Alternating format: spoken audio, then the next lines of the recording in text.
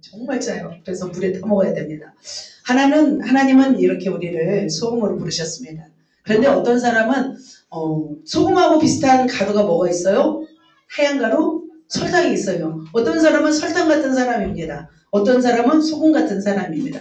여러분 어떤 뭐 같은 사람입니까? 소금? 네. 설탕 같은 말을 하는 사람은 네, 굉장히 달콤하겠죠. 소금 같은 말을 하는 사람은 짜겠죠. 그렇지만 설탕같이 달지만 몸에는 또 우리에게는 해가 되는 사람이 있고 또 소금같이 짜지만 우리에게 덕이 되는 이웃이 있습니다. 그런데 중요한 건 뭐냐면 설탕이 없어도 살아요. 그죠? 그죠? 하지만 소금이 없으면 우리는 살 수 없어요. 그래서 요즘은 설탕의 가치보다 소금의 가치를 더 높이 치고 있습니다. 그래서 사람들은 아는 거죠. 몸에 해로운 것보다 몸에 이로운 것이 더 오래 간다는 거죠. 자, 소금의 농도는 몇 프로인 줄 아세요? 바다의 소금의 농도는 약 3.5%라고 합니다. 그래서 어떻게 보면 우리 3%가 세상을 정화한다고 볼 수 있습니다. 자, 첫 번째는 소금이었습니다. 그렇다면 우리를 또 뭘로 부르셨어요? 빛으로 부르셨습니다. 빛의 역할은 어두움을 밝게 해주는 역할을 합니다. 또 영적인 빛으로 우리를 부르셨습니다. 어두운 세상을 밝게 비추는 역할을 저와 여러분을 통해서 하시고 있습니다. 그렇다면 우리가 소금과 빛으로 부르신 이유는 이 세상을 어떻게 하기 위해서 주님이 부르셨을까요? 이 세상을 아름답게 만들기 위해서 우리를 부르셨습니다. 때로는 세상에 죄악이 가득합니다. 그런데 멸망하지 않은 이유가 있습니다. 바로 정말 빛과 소금의 역할을 감당하는 크리스천들이 있기 때문이죠. 우리도 마찬가지로 세상에서 부름받아서 좀 빛과 소금이 되었습니다. 이제는 세상에 나가서 우리는 뭐가 되어야 될까요? 이제 빛과 소금의 역할을 감당하는 것이 우리의 정체성이고 우리의 사명인 줄 믿습니다. 우리가 이제 오늘은 어떻게 빛의 역할을, 어떻게 소금의 역할을 감당해야 될지 구체적인 말씀을 함께 나누도록 할 때 많은 은혜 되시기를 예수님의 이름으로 축복합니다. 아멘. 자, 그렇다면 우리의 존재 가치를 삶으로 증명해야 되는데 바로 우리의 존재 가치가 뭐예요? 소금입니다. 그렇다면 소금은 무엇을 내야 될까요? 소금은 맛을 내야 됩니다. 같이 한번 히말라야 소금, 아까는 몽골 소금이었지만 히말라야 소금 또 다르더라고요. 자, 같이 말씀 읽겠습니다. 한 번 더 읽겠습니다. 세상의 소금이니 소금이 만일 그 맛을 잃으면 짜게 하리요. 후에는 남에는 쓸데없어 다만 밖에 버려져 사람에게 밟힐 뿐이니라. 자, 우리는 뭐라고요? 우리는 세상의 소금이래요. 자, 소금은 어떻게 만들어지는지 아세요? 어떻게 만들어지는지 잘 모르겠지만 신안에서는 뭐 바닷물을 증발시켜서 이렇게 남은 것을 가지고 사용합니다. 팔레스타인 지역에서는 소금을 어떤 바닷물을 증발시켜서 얻는 것이 아니었습니다. 주로 사해 유역의 늪지대에서 채취하거나 아니면 이것처럼 아까 보면 땅 위에서 캐내어서 사용하였습니다. 그렇다면 여러분 이 소금의 역할이 어떤 것인지 구체적으로 아시는지요? 소금은 굉장히 중요하더라고요. 소금은 첫 번째로 생명을 유지하는 기능을 합니다. 그래서 바다의 염분이 3.5%라고 말씀드렸죠. 그래서 바닷물이 썩지 않습니다. 사람의 몸에는 몇 프로인 줄 아세요? 0.9%라고 합니다. 그래서 너무 소금량이 많아도 문제지만 소금량이 너무 적으면 0.9%가 되지 않으면 질병들이 발생한대요. 소화작용도 어려워지고 체온 조절도 어려워지고 혈액속의 노폐물 이거 독소 배출 어떤 기능을 제대로 할 수 없게 되어서 나중에는 면역력이 떨어진대요. 그래서 약골 체질로 바뀐다는 거예요. 그래서 우리의 몸은 0.9%의 염도가 필요합니다. 그래서 소금으로서 삶을 산다는 것은 뭐예요? 바로 건강하게 하는 거죠. 세상을 건강하게 만드는 거죠. 그런데 만약 세상이 썩고 세상이 병든다면 진실한 제자, 진실한 성도가 없기 때문에 어떤 생명력이 저하된다고 볼 수 있습니다. 자, 두 번째로 소금은 어떤 역할을 하냐면 방부제 역할을 합니다. 자, 이제 소금으로 여러분 무엇을 해 드십니까? 소금으로 이제 생선이나 어떤 고기를 보존하잖아요. 그죠? 간고등어, 젓갈류, 간장, 고추장 다 뭐예요? 오래 보관하기 위해서는 뭐에 절여요? 소금. 그렇죠? 그래서 소금이라고 할 수 있습니다. 근데 소금이 부족하다면 세상은 부패될 수밖에 없다는 거죠. 소금의 사명을 감당한다면 세상은 정말 부패되지 않고 오랫동안 가져가게 된 것입니다. 마지막으로 세 번째 가장 중요한 핵심은 소금은 무슨 역할을 하냐면 맛을 내는 역할을 합니다. 자, 소금은 무슨 맛이 납니까? 짠맛이 납니다. 소금을 치지 않으면 음식에 맛이 없습니다. 그죠? 제가 예전에 소금이 떨어진 적이 있었어요. 섬에서 소금이 떨어진 적이 있는데 콩나물 무침, 소금이 없는 콩나물 무침, 소금이 없는 미역국. 생각해봐요. 인상을 찌푸리시는군요. 네. 계란탕도 소금이 없으면 진짜 비려요. 그래서 음식의 기본은 뭐냐면 바로 소금의 간이더라고요. 그래서 간을 잘 맞추는 사람이 음식을 잘하는 사람입니다. 그렇다면 이 소금은 어떻게 이 맛을 내게 해요? 자신을 드러내지 않고 자신을 녹여서 맛을 내주는 거예요. 이와 마찬가지로 성도의 삶도 나를 녹여서 다른 사람을 이롭게 하는 삶을 살아가야 합니다. 그래서 오른손이 한 일을 왼손이 모르게 하여서 감동을 자아내게 하는 것이 바로 맛을 내는 사람입니다. 여러분 맛을 내고 있습니까? 자, 아멘. 자, 소금이 그렇다면 맛을 잃으면 어떻게 된대요? 맛을 잃으면 무엇으로 짜게 하리요? 후에는 어떻게 된대요? 쓸데없어. 다만 밖에 버려져 사람에게 밟힐 뿐이니라.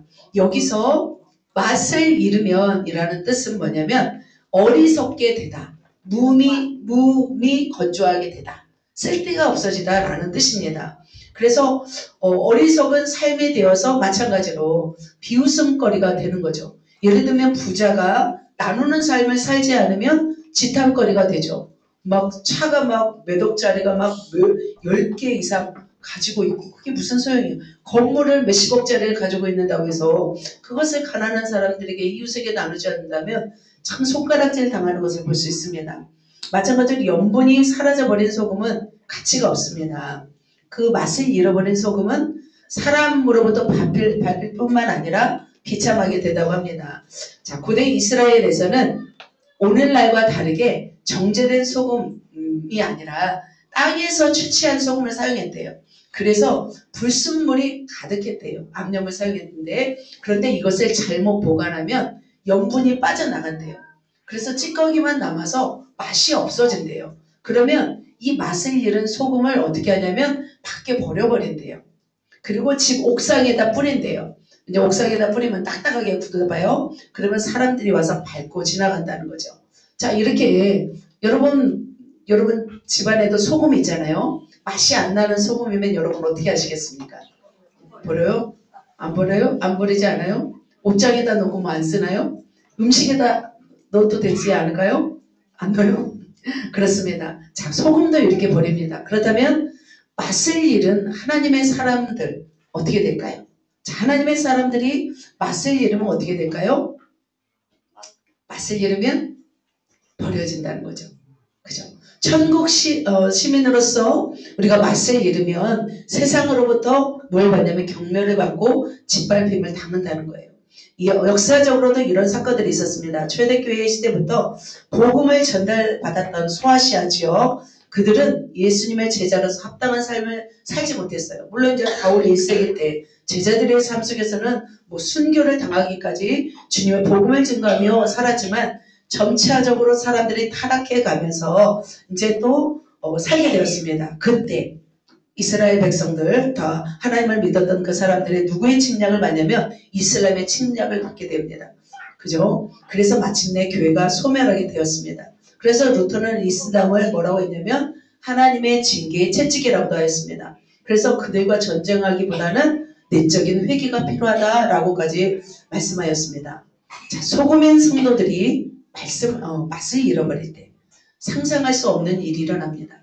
성경에 이런 일들이 기록되어 있습니다. 자, 성도들이 하나님의 사람이 맛을 잃었을 때 어떤 지경에까지 일어나냐면 멸망의 지경에까지 이른 사건이 있었습니다. 한번 창세기 한번 보도록 하겠습니다. 창세기 13장에 보면은 자, 이에롯이 눈에 들어 요단지역을 바라본즉 수아에까지 온 땅의 물이 넉넉하니 같이 읽겠습니다. 여호와께서 소돔과 고모라를 멸하시기 전이었으므로 여호와의 동산 같고 애굽 땅과 같더라.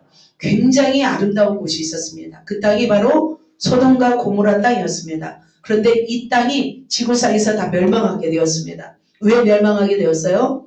그 땅이 타락했기 때문에 죄악 때문에라고 말하지만 그 땅에 있는 하나님의 사람들이 맛을 잃었기 때문이죠. 자, 여러분 시커먼 잉크에 비해서 물이 부족하면 정화할 수 없습니다. 자, 아브라함과 롯은 헤어지게 되었습니다. 서로 부자였습니다. 서로 소유가 넉넉해서 동거할 수가 없었습니다. 그래서 서로 다투고 있었기 때문에 아브라함이 말합니다. 네가 동으로 가면 내가 서로 가고 네가 서로 가면 내가 동으로 가겠다 하면서 우선권을 주었습니다. 그런데 롯은 어디를 택했냐면 요단 온 땅을 택했습니다. 그 땅이 굉장히 물이 많아서 아름다운 땅이었습니다. 어려움이 없었습니다. 그런데 그 땅으로 갔지만 롯은 실망하고 말았습니다. 그 땅이 죄악이 너무 가득한 거예요. 그리고 하나님도 모르고 어떤 최악의 상황까지 가게 되었고 롯의 가족조차도 바로 이들에게 물들어 버리기 시작했습니다. 그래서 소돔과 고모라의 가장 최악의 그 모습은 바로 동성애로 쾌락의 우상을 섬겼고 또 죄악으로 사회를 또 그렇게 어지럽히는 삶이었습니다. 그래서 롯은 그 땅에 가서 이런 모습을 보면서 굉장히 마음이 무거웠습니다. 심령이 상했습니다. 자, 하나님은 그 땅이 정말 그렇게 죄악의 심각한지 보시기 위해서 천사들을 보냈습니다. 천사들을 보내고 드디어 그 땅을 죄악이 너무 커서 멸하기로 작정하였습니다. 이때 아브라함이 등장합니다. 아브라함이 이제 롯이 살고 있는 그 땅을 멸망시키려고 한다는 소식을 천사를 통해서 듣자 중재자 역할을 합니다. 하나님 앞에 과감히 나가서 기도합니다. 하나님 그 땅에 의인 50명이 있으면 그 땅을 멸하시겠습니까? 하나님은 뭐라고 말씀하세요? 멸하지 않겠대요.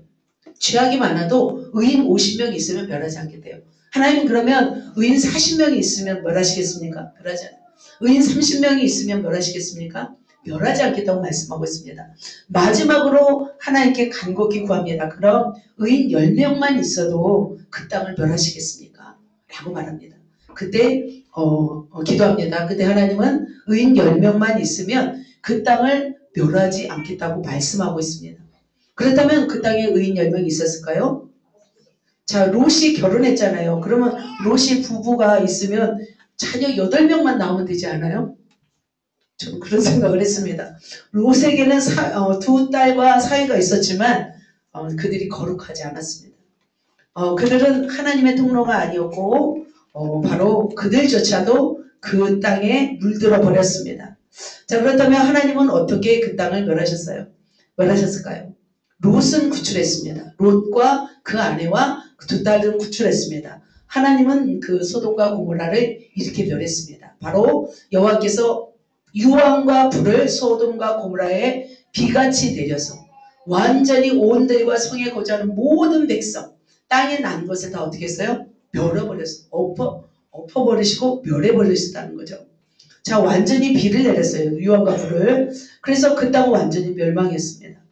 그래서 지구상에서 지금도 소돔과 고모라의 그 지구상에 사람들이 살고 있지 않습니다.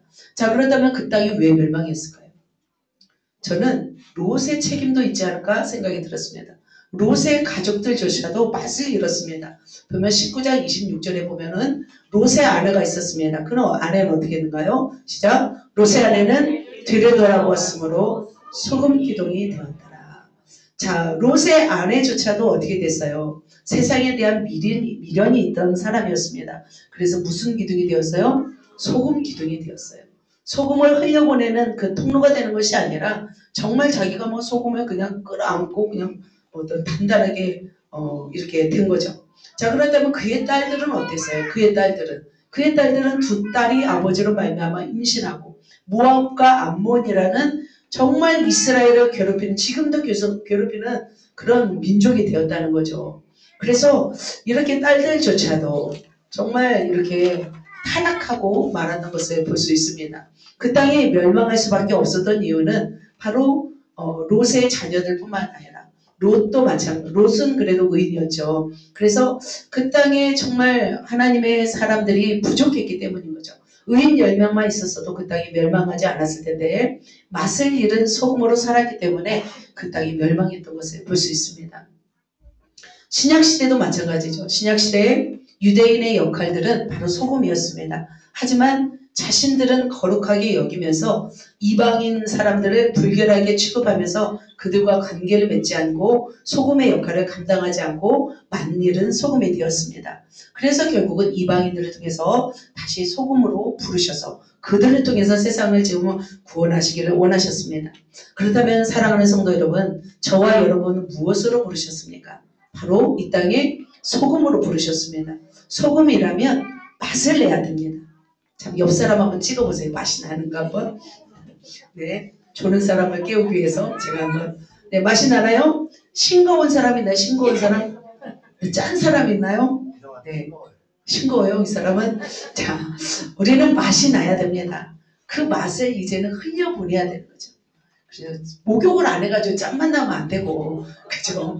목욕을 깨끗이 해서 우리 속에 있는 거룩함이 어떤 하나님의 은혜가 흘러나가야 될 줄 믿습니다. 자, 그렇다면 우리의 존재 가치를 소금으로 우리는 드러내야 되는데, 그렇다면 우리는 어떤 맛의 소금으로 우리가 증거해야 될까요? 제가 한번 이렇게 생각을 해봤습니다. 그렇다면 여러분 소금인데 맛을 잃지 않았다면 여러분은 어떤 맛으로 세상에 증거해야 될까? 첫 번째는 무슨 맛? 성경맛 소금. 네.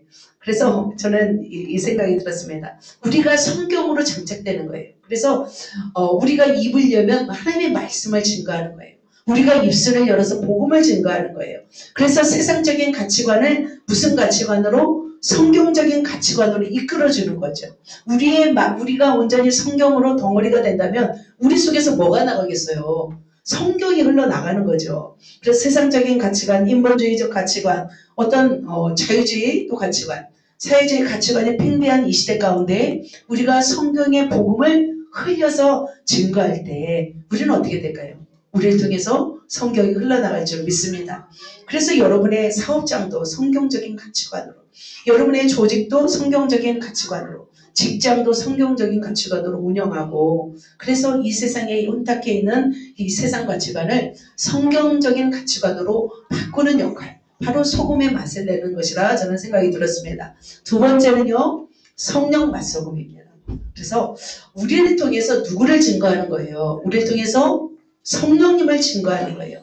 성령을 통해서 우리 속에 성령이 거하시잖아요. 그래서 세상의 영적 기류를 바꾸는 거예요.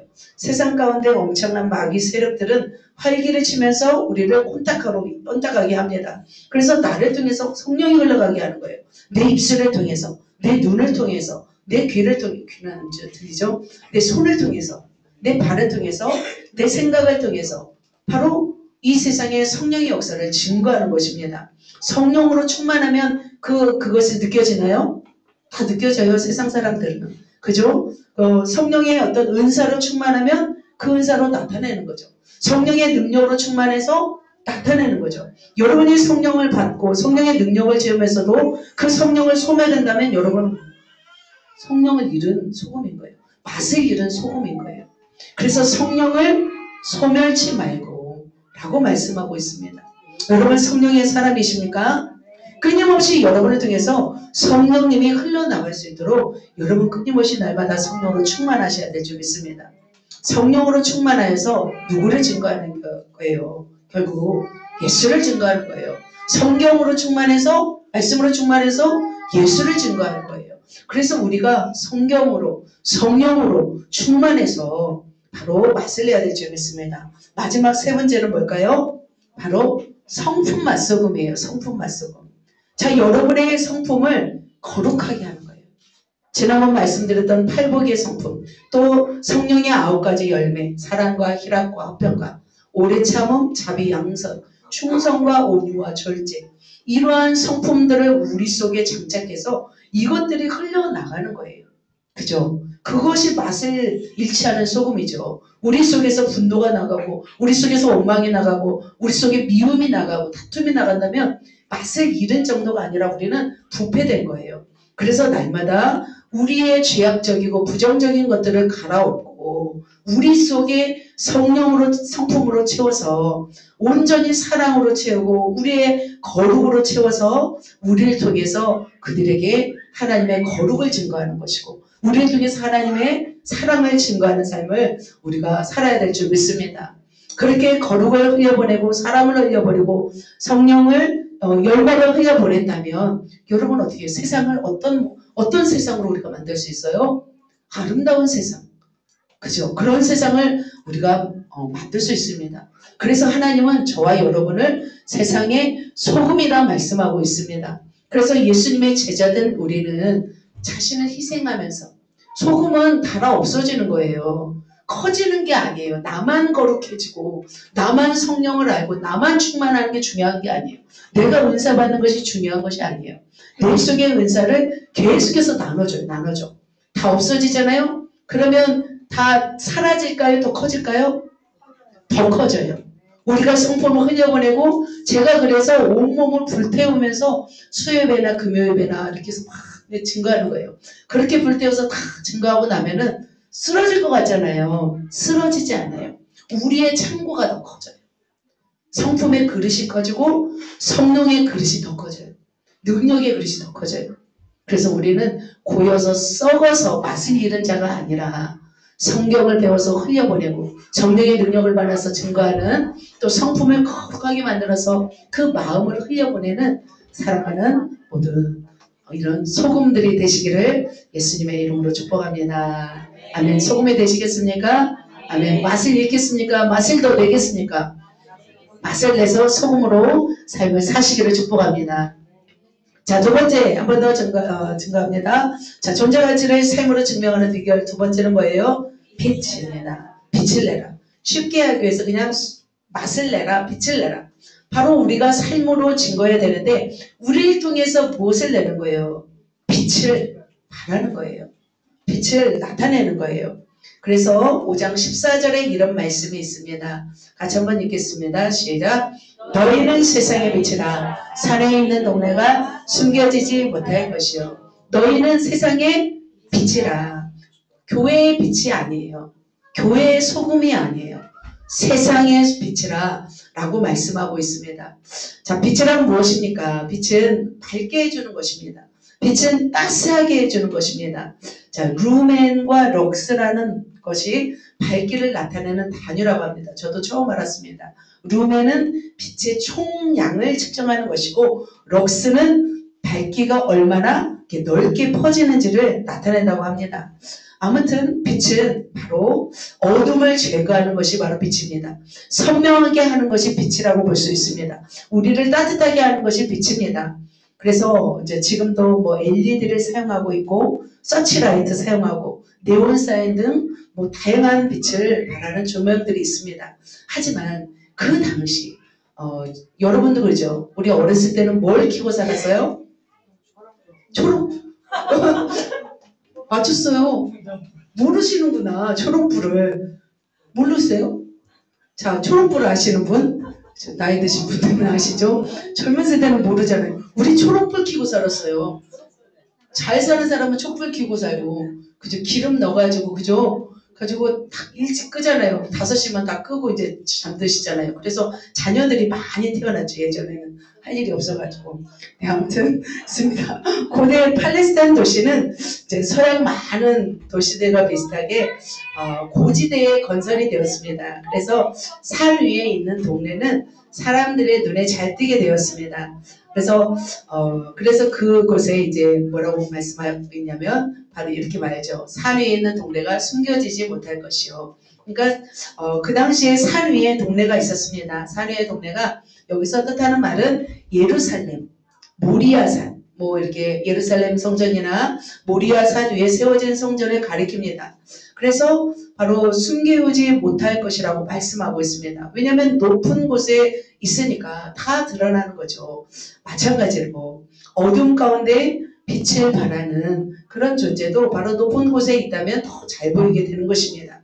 그런데 바로 15절에 보면은 바로 사람들이 이렇게 말합니다. 읽겠습니다. 사람이 등불을 켜서 말 아래 두지 아니하고 등경 위에 두나니 이러므로 빛이 있느니라 이렇게 말씀하고 있습니다. 그 당시는 등불을 사용했습니다. 저희도 이제 50년, 60년, 70년대까지 70대 초반까지 이제 등불을 사용하게 되었습니다. 그래서 말 안에 밑에다 두지 않고 등경 위에다 두었습니다. 왜냐하면 그래야 집안을 밝히기 때문이죠. 잘 보이기 때문이죠. 자, 그렇다면 이런 빛, 우리에게 빛을 주었는데 이거는 어떤 현실적인 빛이라고 볼 수 있습니다. 그렇다면 빛의 근원, 우리 속에 있는 영적인 빛의 근원은 무엇인지 우리가 또 살펴서 우리가 어떻게 하면 빛이 되는지를 살펴보도록 하겠습니다. 자, 창세기에 보면은 바로 하나님이 이렇게 말씀하였습니다. 빛이 있으라. 하나님이 바로 빛의 근원이었습니다. 하나님이 천지를 창조하실 때 바로 빛을 가장 먼저 창조하셨습니다. 태양은 몇 번째 창조하신지 아세요? 태양은 4일째 날 창조하셨습니다. 자, 그렇다면 태양의 빛이 아닙니까? 라고 말할 수 있습니다. 이 빛은 바로 뭐냐면 에너지예요. 에너지. 그래서 우리가 보면은 전구가 있잖아요. 이런 전구. 전구는 필라멘트가 있습니다. 그냥 불이 돌아요? 뭔가 에너지가 들어올 때 불이 돌아요? 에너지. 마찬가지죠. 태양은 수소와 헬륨으로 구성되어 있습니다. 여기에 에너지가 들어갈 때 바로 빛이 나는 거예요. 하나님은 바로 온 땅을 비추는 빛이셨습니다. 자, 놀라운 일은 이 빛이신 하나님이 어떻게 오셨어요? 육신을 입고 어둠을 뚫고 영적인 빛으로 오셨다는 거예요. 그래서 1장 9절 10절에 보면은 바로 빛이신 예수님이 오셨다는 거예요. 그러나 사람들은 알지 못하였습니다. 바로 이 빛을 증거하기 위해서 세례요한이 왔지만 바로 이 예수님이 빛으로 오셨지만 알지 못하셨습니다.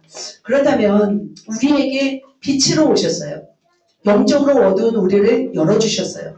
근원을 보게 하셨습니다. 그렇다면 하나님이 예수님이 이렇게 빛으로 오셔서 나는 빛이다 말씀하셨고 또 너희에게도 빛이라 말씀하였습니다. 그렇다면 예수님은 오셔서 흑암을 뚫고 십자가를 지고 죄인을 구원하시기 위해서 모든 일을 감당하시고 지금 부활 승천하셨습니다. 그렇다면 우리도 빛이다. 그러면 우리는 어떻게 사는 것이 빛일까? 우리도 십자가 지고 동일하게 막 이런 삶을 사는 것이 빛일까? 아니면 어떤 삶으로 우리가 빛을 비춰야 되는지 한번 말씀을 통해서 우리 살펴보도록 하겠습니다. 자, 우리는 그 빛을 그렇다면 어떻게 비춰야 할까요? 예수님이 빛이셨고 이제는 너희도 빛이다 라고 말씀하였습니다. 바로 이런 말씀이죠. 16절입니다. 같이 읽겠습니다.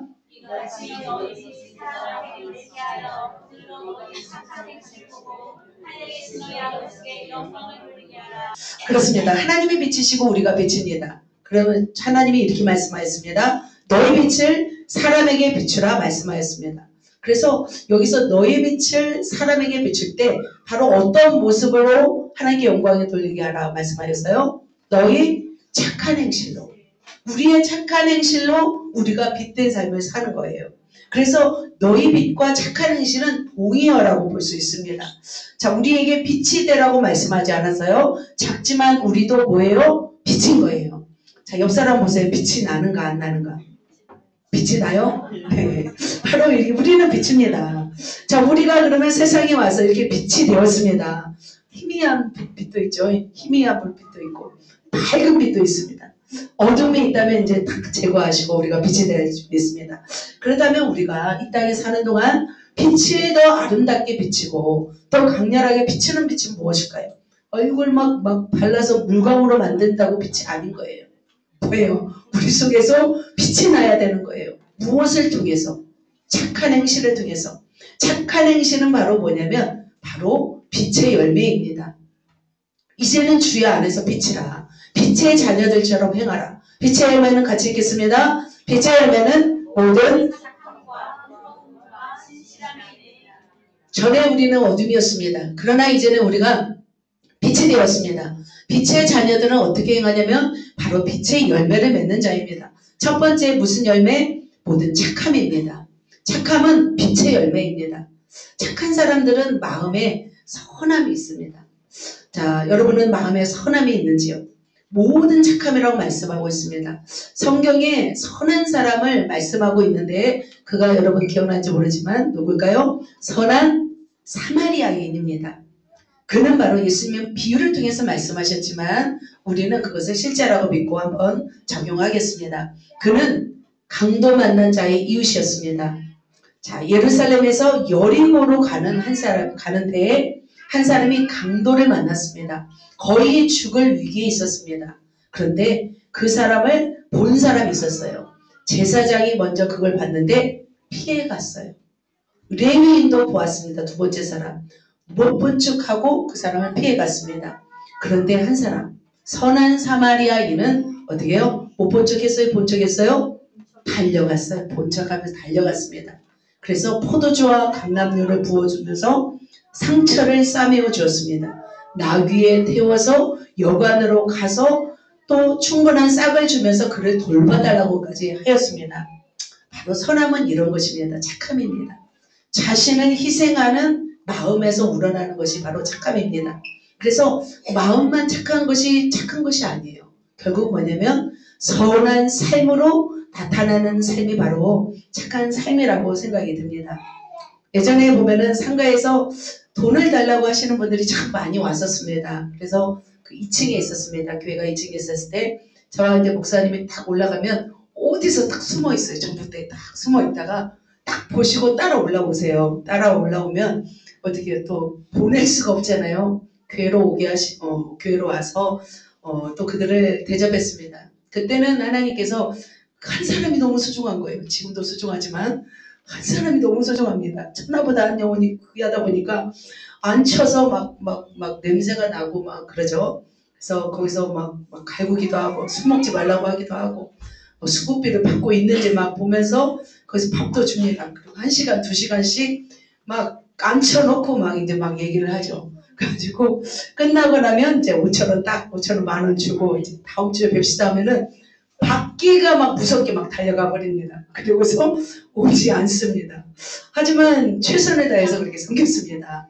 또 그리고 길 가다가 저 그 생각이 납니다. 그때 추운 날이었습니다. 어떤 사람이 길바닥에 누워 있습니다. 술주정을 하면서 누워 있습니다. 근데 빨리 가자고 했는데 옆에 계신 분은 가지 않습니다.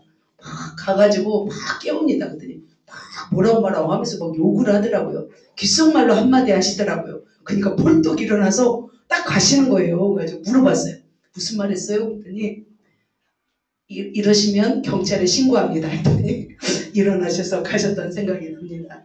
그래서 참 착한 삶은 마음만 착한 게 아니라 행동으로 이렇게 보이는 것이 참 착하구나. 제가 그 생각을 했습니다. 저희 어머니가 참 착하셨습니다. 모든 사람이 알아주는 그런 심성이 정말 고우신 분이었습니다. 그래서 많은 사람들이 좋아했어요. 손해도 많이 봤습니다. 그런데 늘 선한 마음을 잃지 않고 사셨습니다. 그래서 병든 시아버지를 30년 돌보셨죠. 알코올 중독 시어머니를 끝까지 봉양하셨습니다.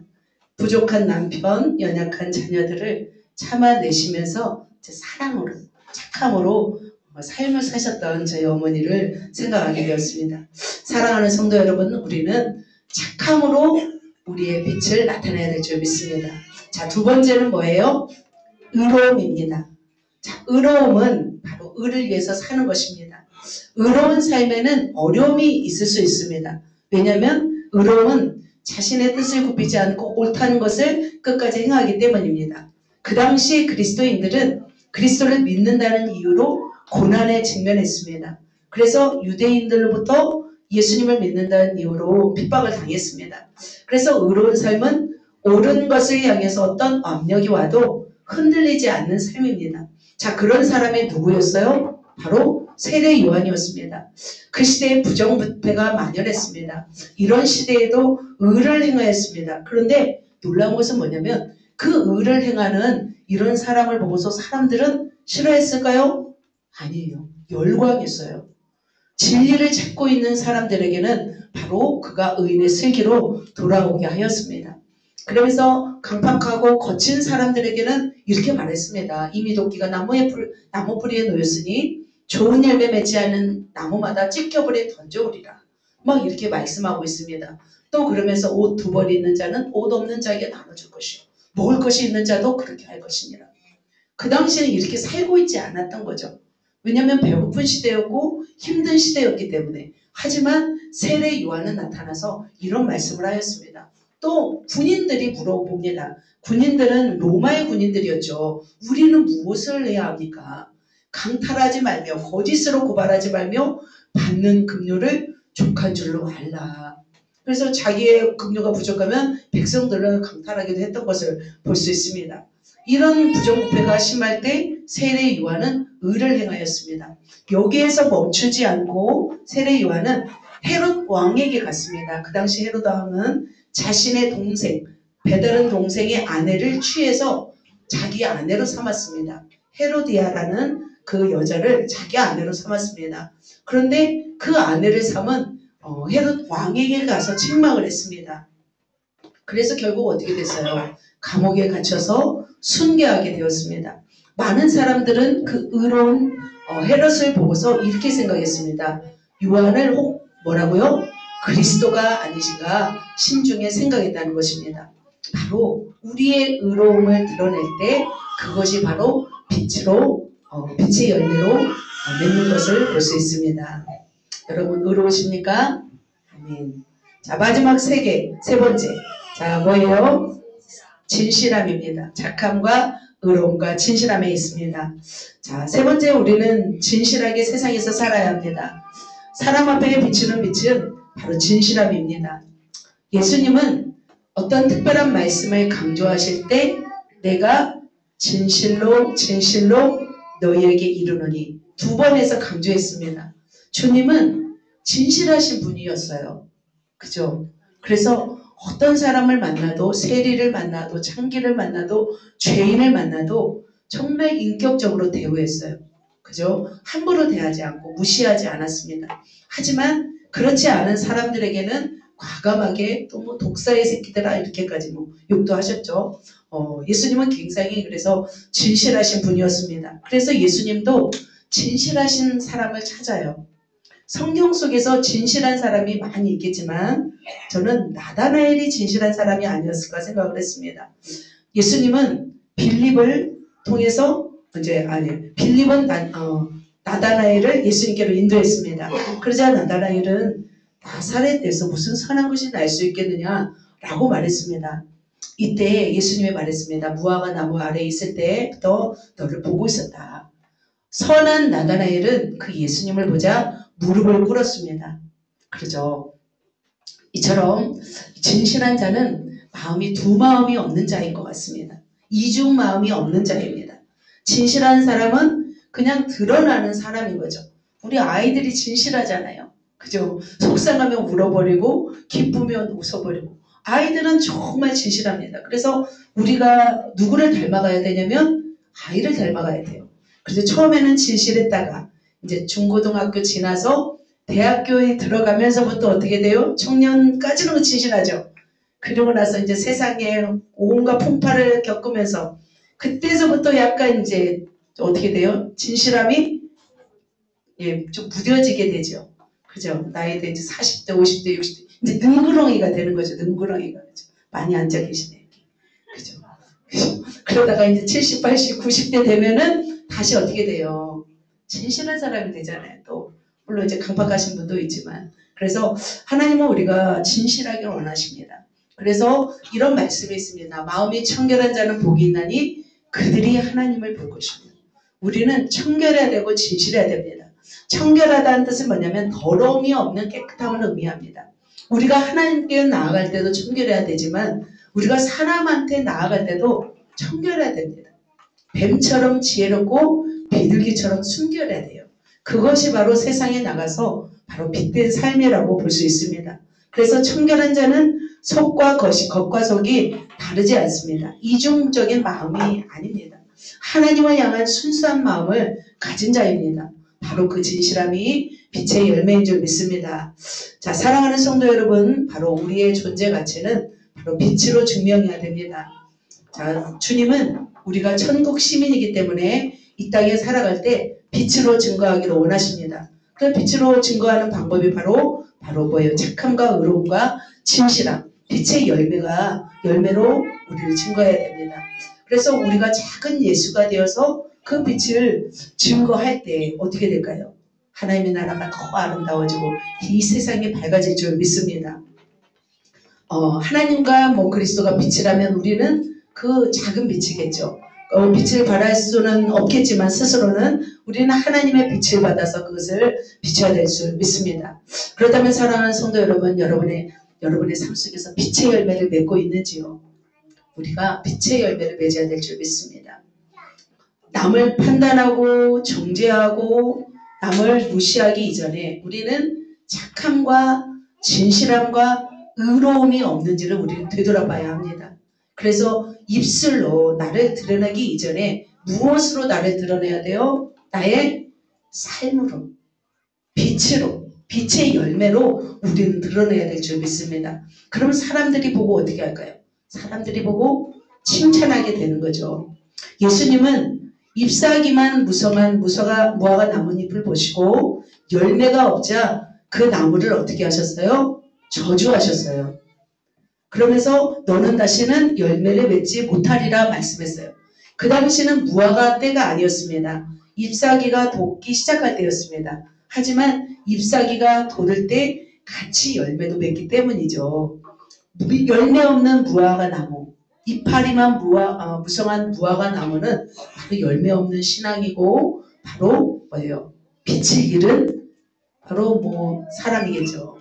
그렇다면 우리는 어떻게 해야 될까요? 입술로 무성한 무화과 나무 잎사귀만 내는 것이 아니라 우리의 삶을 통해서 열매를 증거해서 이 땅에 빛을 쏘아내는 그런 빛의 원줄기 되시기를 예수님의 이름으로 축복합니다. 그래서 우리가 사람 앞에 착한 행실을 통해서 빛의 역할을 감당한다면 우리의 삶 속에서 주렁주렁 열매 맺어 우리의 사명, 천국 백성의 사명, 바로 빛의 사명을 감당하게 되실 줄 믿습니다. 말씀을 정리합니다. 존재 가치를 삶으로 증명하는 비결. 첫 번째, 맛을 내라. 말씀드리죠. 성령으로, 성경으로, 성품으로 맛을 내시기를 축복합니다. 두 번째, 빛을 내라. 어떻게 해요? 착함과 의로움과 진실함으로 여러분의 빛의 열매를 통해서 빛을 내시고 또한 이런 성령과 성품과 성령을 통해서 또 흘려보내는 귀한 통로가 되시기를 예수님의 이름으로 축복합니다. 아멘. 우리 옆사람에게 우리 맛을 냅시다. 우리 빛을 냅시다. 할렐루야. 기도하겠습니다. 살아계셔서 역사하신 하나님 아버지